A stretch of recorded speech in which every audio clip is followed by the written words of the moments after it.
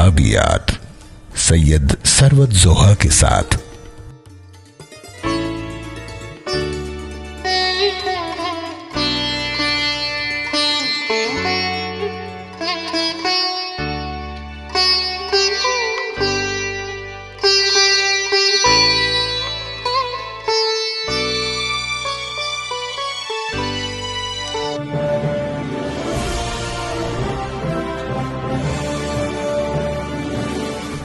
کراچی کے ایک ادبی جریدے تارا میں ایک افسانہ شائع ہوتا ہے، اس کا عنوان ہے آخری تاریخ۔ یہ جون 1953 کا ذکر ہے۔ ڈاکیہ یہ رسالہ اس نو عمر افسانہ نگار کے گھر پہنچاتا ہے۔ یہ 18 سالہ افسانہ نگار تارا رسالہ وصول کرتا ہے۔ کھول کر دیکھا، اس میں اپنا افسانہ آخری تاریخ دیکھ کر وہ دیوانہ وار اپنے والد کے کمرے کی طرف دوڑتا ہے۔ افسانے کا عنوان ہے آخری تاریخ۔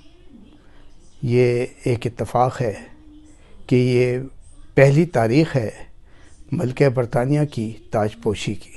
میری مراد ہے کہ اسی روز اسی وقت پورے عالم میں ملکہ برطانیہ کی تاج پوشی کا جشن منایا جا رہا تھا۔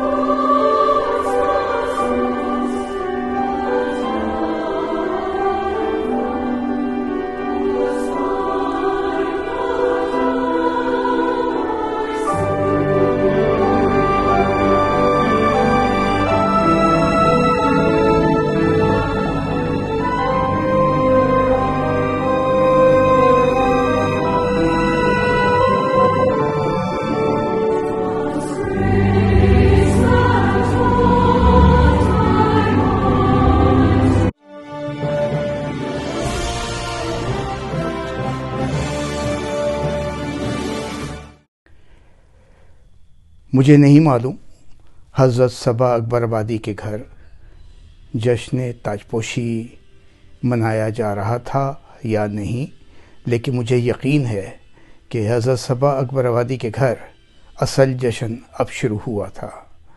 پڑھے لکھے لوگوں کے گھر لکھنا لکھانا ہی جشن کا سبب بنتا ہے۔ حضرت صبا اکبر آبادی کے خلف اکبر اب گویا باضابطہ افسانہ نگار ہو چکے تھے۔ بظاہر لگتا ہے کہ سلطان جمیل نسیم کے ادبی سفر کا آغاز آخری تاریخ افسانے سے ہوا، مگر حقیقت تھوڑی سی مختلف نظر آتی ہے۔ دراصل بات یہ ہے کہ شاعری تو ہمارے خون میں شامل ہے، اور میرے والد شاعر تھے، میرے دادا شاعر تھے، میرے نانا رانا اکبر آبادی شاعر تھے، تو ابتدا میں نے شاعری سے ہی کی تھی، اور اب بھی کبھی کبھی ذائقہ بدلنے کے لیے اور ایک ایسے ہجوم میں جو افسانہ نگاروں کو نہیں ملتا لیکن شاعروں کو مل جاتا ہے، اس ہجوم میں شرکت کرنے کے لیے میں اکثر سلطان جمیل نسیم افسانہ نگاروں کی اس نسل سے تعلق رکھتے ہیں جنہوں نے 1950 میں لکھنا شروع کیا۔ اردو ادب کو اپنی فکری اور تخلیقی صلاحیتوں سے معتبر کرنے میں ان تمام قلم کاروں کے ساتھ سلطان جمیل نسیم کا نام بہت معتبر، سب سے نمایاں، بہت خوشنما نظر آتا ہے۔ ان کی تخلیقات میں بہت تنوع ہے۔ ان کا انداز تحریر، انداز بیان، ان کی جملہ سازی اردو افسانے میں ایک نئی سمت دکھاتی ہے جو نئے لکھنے والوں کے لیے ہمیشہ مشعل راہ ثابت ہوگی۔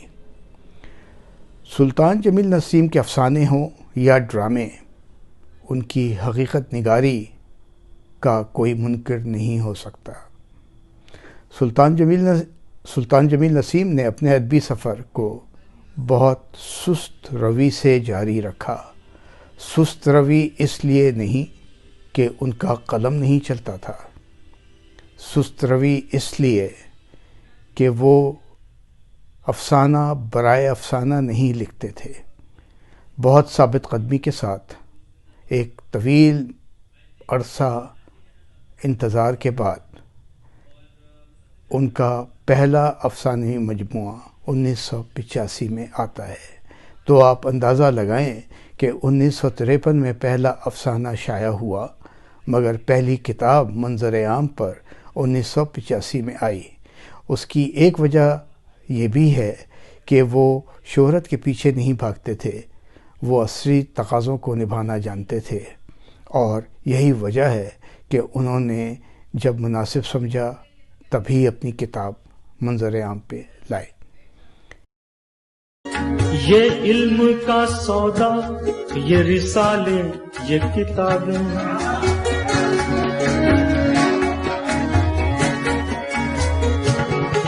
یہ علم کا سودا، یہ رسالے، یہ کتابیں، یہ علم کا سودا، یہ رسالے، یہ کتابیں، ایک شخص کی یادوں کو بھلانے کے لیے، ایک شخص کی یادوں کو بھلانے کے لیے، کچھ شعر فقط ان کو سنانے کے لیے ہیں، اشعار میرے یوں تو زمانے کے لیے ہیں، اشعار میرے یوں تو زمانے کے لیے ہیں، اشعار میرے یوں تو زمانے کے لیے ہیں۔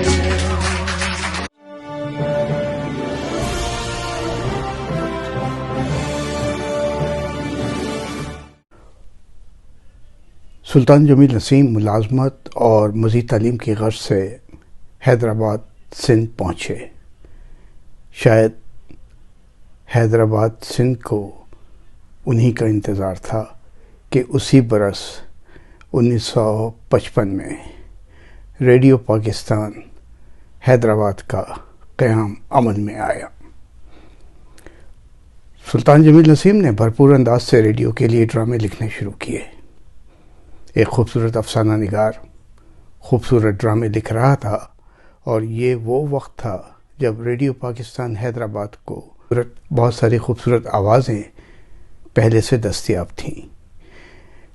ان اہم ناموں میں حمایت علی شاعر، مصطفیٰ قریشی، ارشاد علی، قمر علی عباسی، محمد علی جو بعد میں فلموں کی طرف آ گئے، پہلے سے دستیاب تھے۔ ان آوازوں میں اب ریڈیو پاکستان حیدرآباد کو ایک اور خوبصورت آواز ملتی ہے، اور یہ صداکاری وہ افسانہ نگار کر رہا تھا جو خود بے حد خوبصورت انسان، خوبصورت لکھاری اور خوبصورت آواز کا مالک تھا۔ ریڈیو پاکستان حیدرآباد کا یہ وہ دور جب حمایت علی شاعر، ارشاد علی، محمد علی، مصطفیٰ قریشی، سلطان جمیل نسیم ایک جگہ جمع ہوئے، تو تاریخ بتاتی ہے کہ ریڈیو پاکستان حیدرآباد نے بے حد شاندار ترقی کی۔ سلطان جمیل ریڈیو کے اب اس اول دستے میں شامل ہو چکے تھے۔ ریڈیو سے ان کا عشق کم نہیں ہوا۔ جب وہ کراچی منتقل ہوئے تو یہ سلسلہ جاری رہا۔ اب وہ ریڈیو پاکستان کراچی کے لیے ڈرامہ نگاری کر رہے تھے۔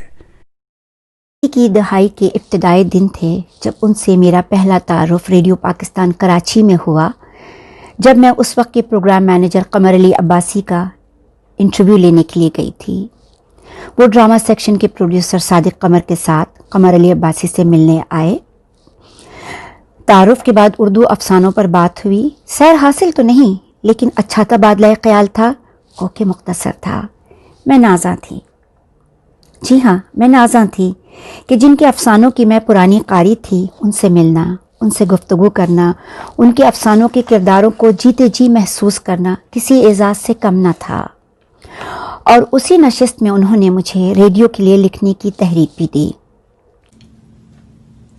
لڑکپن میں جب ادبی رسالے وغیرہ ہم پڑھا کرتے تھے تو اس میں ایک نام اکثر آتا تھا ان رسالوں میں، چاہے جو بھی رسالہ اٹھائیں اس میں سلطان جمیل نسیم کا نام ضرور دیکھنے میں آتا تھا۔ کسی نہ کسی رسالے میں ان کا ایک افسانہ ضرور ہوتا تھا، تو ہم بہت شوق سے پڑھتے تھے۔ ان کے افسانے بہت اچھے لگتے تھے۔ بعد میں پھر تجسس ہوا کہ کون ہے، معلوم ہوا کہ یہ صبا اکبر آبادی کے صاحبزادے ہیں۔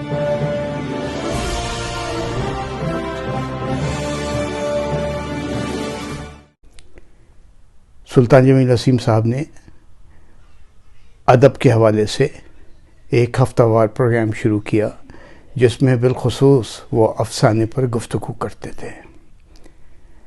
اس کے ساتھ ساتھ ہم جانتے ہیں کہ 1995 میں سلطان جمیل نسیم صاحب نے ایک ہفتہ وار فیچر شروع کیا، حامد منزل۔ حامد منزل کی کوئی 350 اقساط نشر ہوئیں، اور اس میں ان کی صداکاری بھی شامل تھی۔ سلطان جمیل نسیم کے افسانوں میں واقعہ نگاری ایک مستحکم دیوار کی طرح محسوس ہوتی ہے، جس پر کہانی منزل در منزل بلند ہوتی رہتی ہے۔ وہ اپنے بیان سے قاری کو یقین کی اس ارتقائی سطح پر لے آتے ہیں جہاں وہ افسانے کی حقیقت کی صورت میں دیکھنے لگتا ہے۔ قاری اور افسانہ نگار کے درمیان اس اہم رشتے کا ہونا بہت ضروری ہے، کیونکہ تفہیم کی بنیاد یہیں ہوتی ہے۔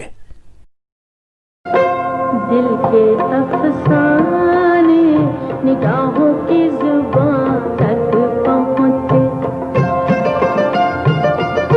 دل کے افسانے نگاہوں کی زبان تک پہنچے، بات چل نکلی ہے، بات چل نکلی ہے، اب دیکھیں کہاں تک پہنچے، دل کے افسانے نگاہوں کی زبان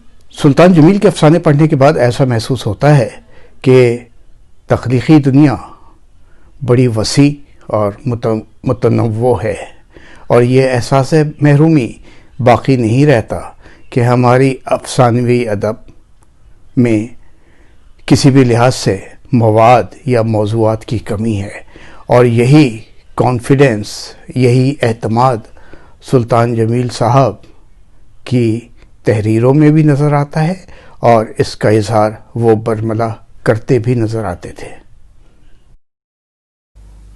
اردو میں جو افسانے لکھے گئے ہیں، اور اردو افسانہ اب ہر اعتبار سے اپنی اس ارتقائی منزل پر موجود ہے جہاں اس کو دنیا کے بہترین افسانوں میں کے برابر اس کو پیش کر دیا جائے۔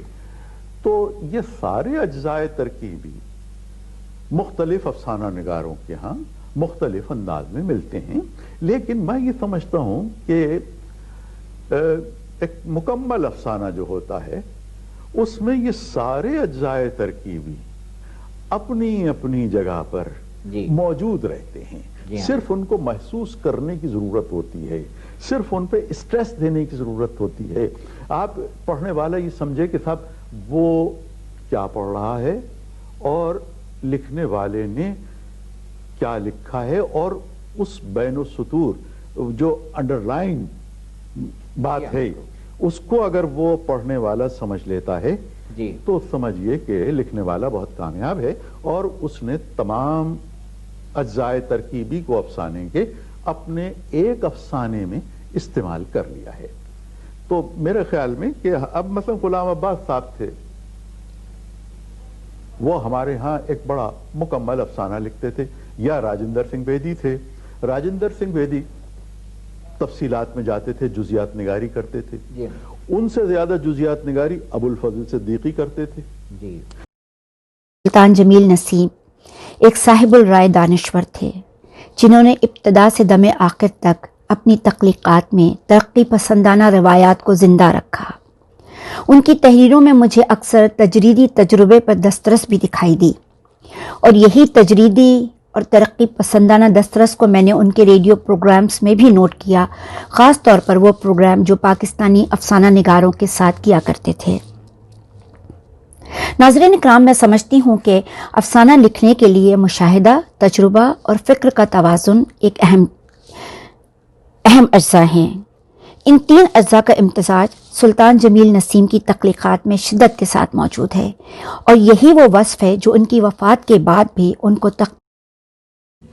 اسی طرح ان کا ایک افسانہ انکشاف مجھے بہت پسند ہے، جو کہ مجھے نہیں معلوم کہ وہ کون سے مجموعے میں ہے، لیکن بہت اچھا افسانہ ہے۔ اس میں دہشت گرد جو ہے ایک آدمی کو پکڑ کے لے جاتے ہیں اور اس سے کسی آدمی کا پتہ پوچھتے ہیں کہ وہ کہاں ہے، اور اس لیے کہ وہ آدمی کچھ معاشرے کو سدھارنا چاہتا ہے، اس سے برائی ختم کرنا چاہتا ہے، تو اس آدمی کو مارنے کے لیے یہ لوگ جسے پکڑ کے لے جاتے ہیں اس سے پوچھتے ہیں کہ بتاؤ اس آدمی کا کہاں پتہ کہاں ہے۔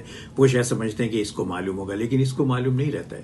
کئی دن وہ اس کو اپنے تحویل میں رکھتے ہیں اور اس پر تشدد کرتے ہیں، مگر اس کو تو معلوم ہی نہیں ہوتا ہے۔ بعد میں پتہ چلتا ہے کہ وہ آدمی تو مر چکا ہے، اور جب وہ مر چکا ہوتا ہے تو وہ لوگ وہ کرتے ہیں، فیصلہ کرتے ہیں کہ اب اس کا کوئی فائدہ نہیں، اس آدمی کو چھوڑ دو۔ لیکن پھر اس آدمی کے اندر وہ حمیت جاگ اٹھتی ہے، اور وہ کہتا ہے کہ وہ اس کو حالانکہ رہا کر دیتے ہیں، لیکن وہ نہیں جاتا ہے، اور وہ اعلان کرتا ہے کہ نہیں، میں زندہ ہوں۔ مطلب کہ ایک برائی کو ختم کرنے والے کو اگر مار دیا گیا تو کیا ہوا، دوسرا آدمی اس کی جگہ لے سکتا ہے، وہ زندہ ہے۔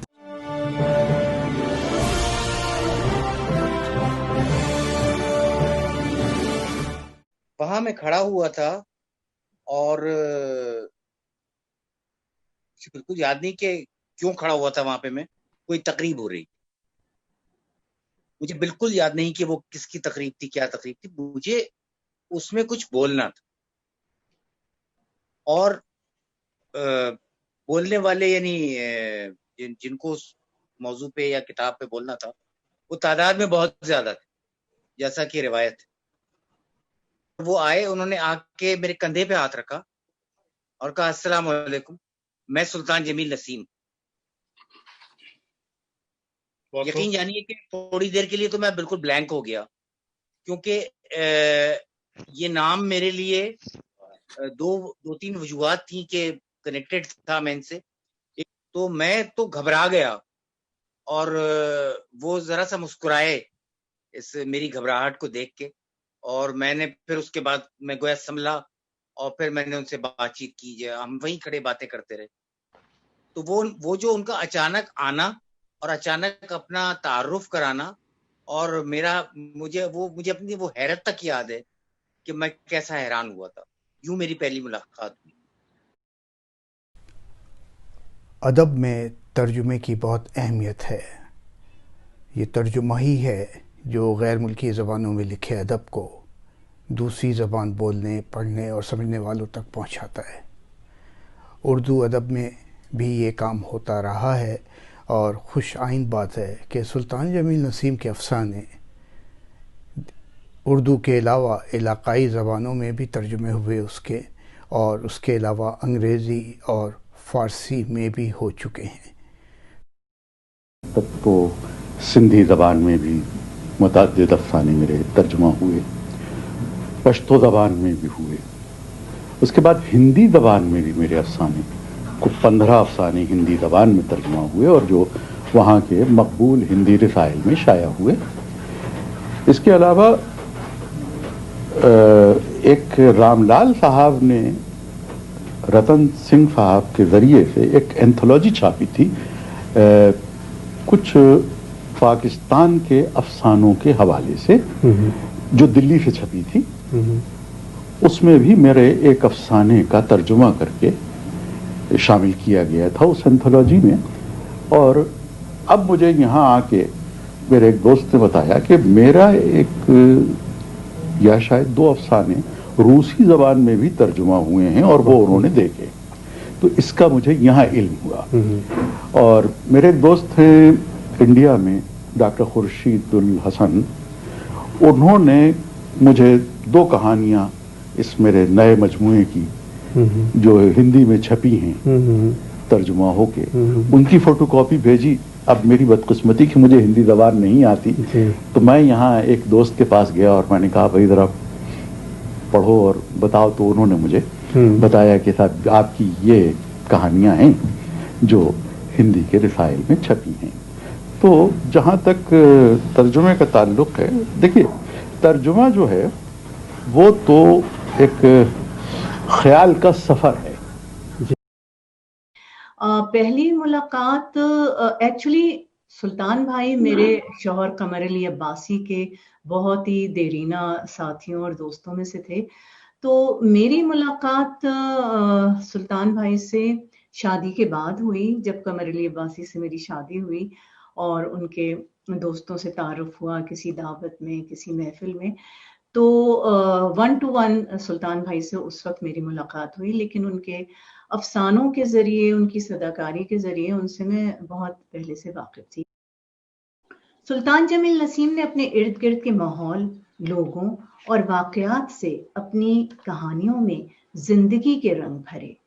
ان کے افسانے حقیقت سے قریب اس لیے محسوس ہوئے کیونکہ نہ تو انہوں نے مافوق الفطرت کرداروں کو اپنایا، اور نہ ہی قدرت اور زندگی کے شب و روز کو مشکل بنایا، بلکہ سیدھے سادے واقعات کو عام ذہنی سطح سے بلند کر کے بھی نہیں پیش کیا، انہیں بھی عام سطح پہ رکھا، عام انسانوں کے لیے لکھا، بغیر سقراطی بقراطی چھانٹے. ان کی تحریروں میں جتنا تنوع نظر آیا وہ بہت کم لوگوں کا خاصہ ہے. افسانہ نگاری اور ڈرامہ نگاری میں انہوں نے بہت جلد درجہ اعتبار حاصل کیا. ناظرین، اگر سلطان جمیل نسیم کی کہانیوں کے بیانیہ انداز کو ہم ذہن میں رکھیں تو ہمیں اندازہ ہوتا ہے کہ وہ افسانہ نگاری کی اس روایت سے بہت وابستہ نظر آتے ہیں جس کی ابتدا کم و بیش منشی پریم چند اور غلام عباس کے یہاں ہوئی. کیا عجیب بات ہے کہ منشی پریم چند اور غلام عباس ہم میں موجود نہیں، لیکن ان کی کہانیاں موجود ہیں اور موجود رہیں گی. सुल्तान जमील नसीम भाई भी हमसे रुखसत हो गए। अब वो भी ग़ुलाम अब्बास और मुंशी प्रेमचंद की तरह हमारे दरमियान मौजूद नहीं। शोर बरपा है खानाए दिल में, शोर बरपा है खानाए दिल में, कोई दीवार सी गिरी है अभी, कोई दीवार सी गिरी है अभी, कोई ताज़ा हवा चली है अभी, दिल में एक लहर सी उठी है अभी। शहर में 3 बड़े अफसाना निगार थे। बड़े से मुराद वही मारूफ अफसाना निगार थे जिन्हें हम अपने से सीनियर की हैसियत से जानते थे। एक प्रोफेसर खालिद वहाब साहब थे, एक डॉक्टर हसन मंतर साहब थे और एक सुल्तान जमील नसीम साहब। सुल्तान जमील नसीम साहब से हमारी मुलाकात हुई, चूँकि रेडियो से इसके बाद हमारा भी ताल्लुक़ रहा। उनकी पहली शनाख्त शहर के अदबी हलकों में एक मारूफ सदाकार के तौर पर थी, इसलिए कि अफसाना तो रिसालों में पढ़ने वाले बहुत ही कम लोग होते थे, लेकिन रेडियो नया नया आया था हैदराबाद से। वैसे भी रेडियो के सुनने वालों की एक बहुत बड़ी तादाद होती थी, और सुल्तान जमील नसीम की आवाज़, अल्लाह अकबर, क्या उनकी आवाज़ का आहंग और बेस था जो बयान से बाहर है। ये जिस ज़माने में सदाकारी करते थे ड्रामों में, ये वो दौर था जब उन जैसी ही आवाज़ें, यानी मोहम्मद अली, इरशाद अली, क़य्यूम आरिफ, फ़हीम अंसारी, ये 4-5 बड़े नाम थे। इनके अलावा नसीम जहां, 2-3 ख़वातीन और होती थी वहाँ।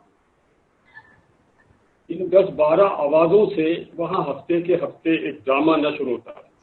तो सुल्तान जमील नसीम अदबी हल्कों में तनकीदी नशिस्तों में बहुत फ़ाल थे, और हम एक कारकुन के तौर पर नए नए स्कूल के आखिरी जमातों के तालिब इल्म वहाँ उनकी सोबतों में बैठते थे, और हमने उन्हें बहुत करीब से देखा। और वो ताल्लुकात दारी का जो 5-7 साल की उम्र का फ़र्क था वो बहुत जल्द ख़त्म हो गया, क्योंकि बाकायदगी से अदबी नशिस्तें हैदराबाद में बहुत होती थी।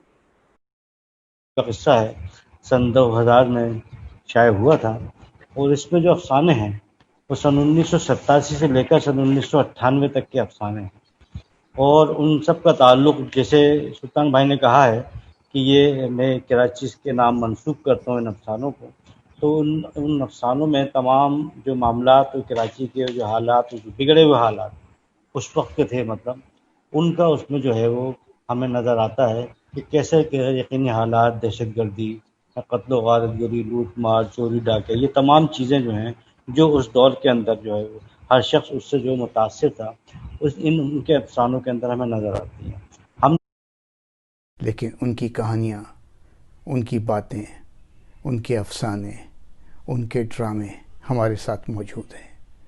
सबा अकबर आबादी के खानवादे का ये रोशन सितारा उर्दू अदब में हमेशा चमकता दमकता रहेगा। सबा अकबर आबादी के साहबजादों में खल्फ अकबर, सुल्तान जमील नसीम और खल्फ असगर ताजदार आदिल, जो ख़ुद किसी तारुफ के मोहताज नहीं, सलामत रहें, हमारे दरमियान हैं, हमारे दोस्त हैं।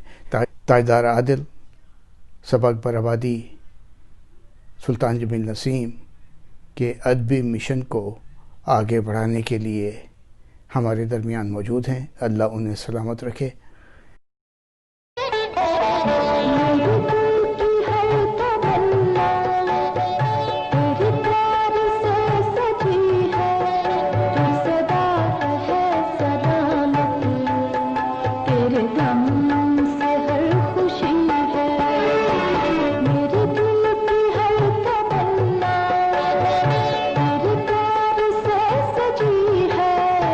सदा है सलामत।